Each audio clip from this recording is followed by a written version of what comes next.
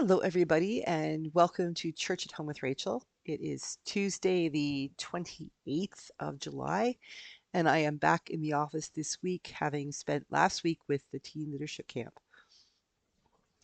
What I want to talk to you about today is something that happened actually before the Teen Leadership Camp happened. It was on the Saturday before I went up to the camp to say goodbye to the intermediate kids that were there. And one of the children, he's 12 years old, but he is an absolutely phenomenal reader.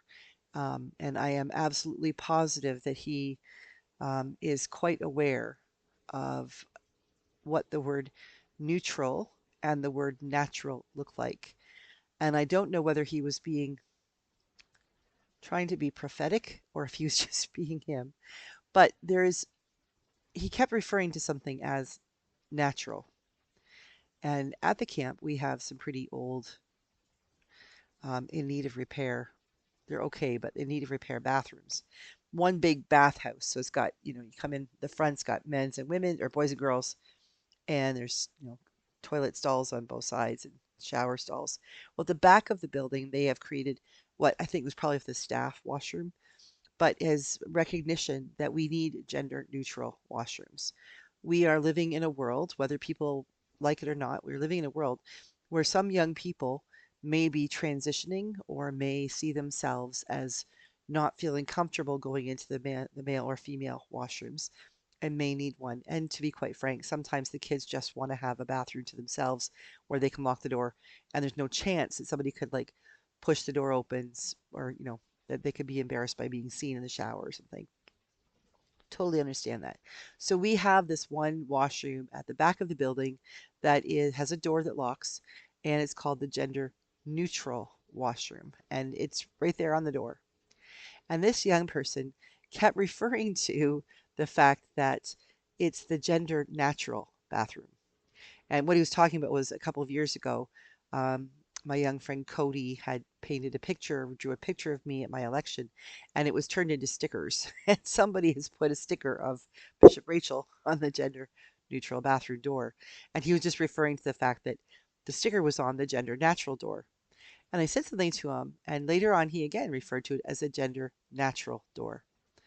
And I got thinking about this young child calling this the gender natural door. And I know full well he knows how to read the word neutral. So I'm thinking this is a decision he's made to call it the gender natural door bathroom. And you know what? He's right. Who are we to say that it isn't natural when someone looks in the mirror and sees something in their heart? I know that when I was a teenage girl, I looked in the mirror and I saw a girl that, guys didn't like, and it broke my heart, and I couldn't figure out what was wrong with me, that I wasn't good enough like all the other girls to have a boyfriend or to be asked on dates or things like that. And I felt like I wasn't natural, like there was something wrong with me for being me, the very person I saw when I looked in the mirror. And having worked with people who are transitioning or who are desiring to transition or who have completed the transition, I am very aware that when something common in their story, a common thread in their story, is that when they look in the mirror as a child, when they looked in the mirror as a child, what they saw looking out at them physically, what was reflected to them, wasn't what was in their hearts and their minds. One young friend who had been a little girl told me that when she was 5 years old, one day she never got a haircut. Her mom kept her hair long, loved her hair long. And when she got up in the morning, she'd been having dreams and everything, and she just got up on some summer morning before school started, and she looked in the mirror and started to cry because in her sleep she was a boy. And when she looked in the mirror, she saw the long black hair, and she remembered that the world saw her as a girl, including her family. But the fact is that in her heart, she was a boy. Later on in her life, this young lady, um, I spent a great deal of time with her. And she came out to me and told me that, she thought she liked girls and that made her gay. Okay. And we dealt with that and we helped her family deal with it. And then as she continued to explore her own personhood in her early teenage years, she discovered that it wasn't that she was a girl who liked girls, but in her heart of hearts, in her body, in the parts of her that made her who she really was a boy. And that's why she liked girls.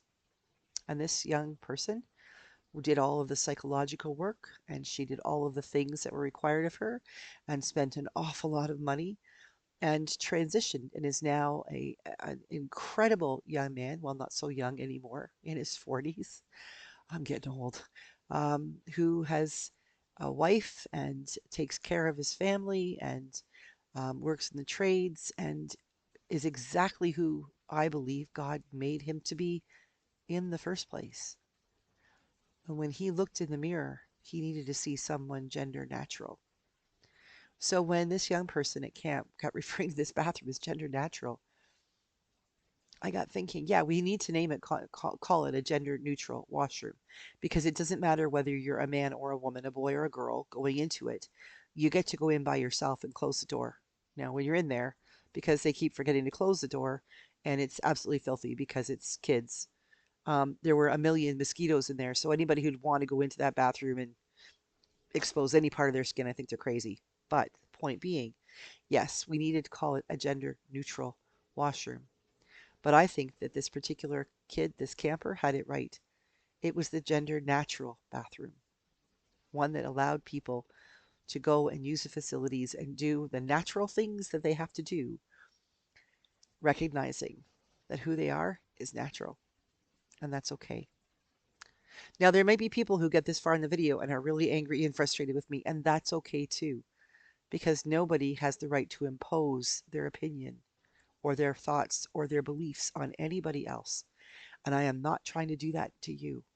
I'm just sharing some thoughts that I have.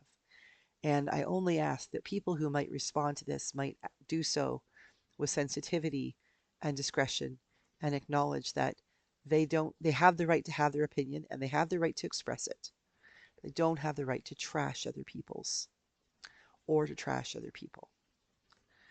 So whether you agree with gender neutral bathrooms or gender natural bathrooms or not, everybody's got to use them. What's wrong with having one? Have a great day. God bless, and I'll see you again tomorrow for Church at Home with Rachel.